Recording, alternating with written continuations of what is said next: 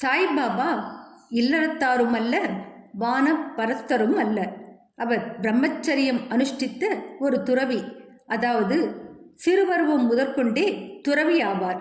இப்பிரபஞ்சமே தமது வீடு என்பதும் தாமே பிரபஞ்ச ஆதாரமும் அழிவற்ற பிரம்மமும் ஆகிய பகவான் வாசுதேவர் என்பதும் அவருடைய உறுதியான அபிப்பிராயமாகும்.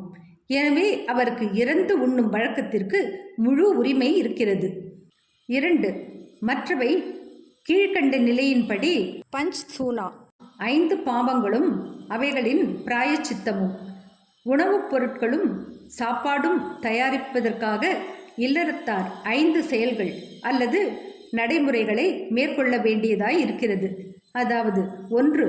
கண்டனி பொடியாக்குதல், 2. பேஷனி அரைத்தல், 3.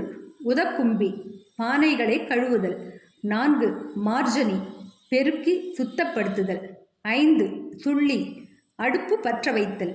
இச்செயல்முறைகள் எல்லாம் ஏராளமான சிறிய கிருமிகளையும் ஜந்துக்களையும் கொல்வதற்கு ஏதுவாகிறது. இவ்வாறாக இல்லறத்தார்கள் ஓரளவு பாவத்தை செய்தவர்களாகிறார்கள். இப்பாவத்துக்கு பரிகாரமாக நமது சாஸ்திரங்கள் 6 வகையான தியாகங்களை செய்ய பகர்கின்றன. 1. பிரம்மயஞ்ஞம் அல்லது பிரம்மத்துக்கு சமர்ப்பித்தல், 2. வேத அத்தியனம் அல்லது வேத பாராயணம், 3. பித்ரு யஞ்ஞம் மூதாதையர்களுக்கு சமர்ப்பித்தல், 4. தேவ யஞ்ஞம் தேவதைகளுக்கு சமர்ப்பித்தல், 5. பூத யஞ்ஞம் ஜந்துகளுக்கு சமர்ப்பித்தல், 6. மனுஷ அதிதி யஞ்ஞம் மனிதர்களுக்கும் அழைக்கப்படாத விருந்தாளிகளுக்கும் சமர்ப்பித்தல்.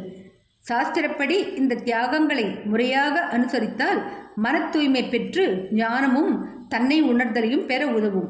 பாபா வீட்டுக்கு வீடு சென்றதன் மூலம் இல்லறத்தார்க்கு அவர்களின் புனித கடமையை ஞாபகப்படுத்தினார். பாபாவால் தங்கள் வீட்டிலேயே இங்கனம் பாடம் கற்பிக்கப்பட்டவர்கள் பேறு பெற்ற மக்கள் ஆவார்கள்.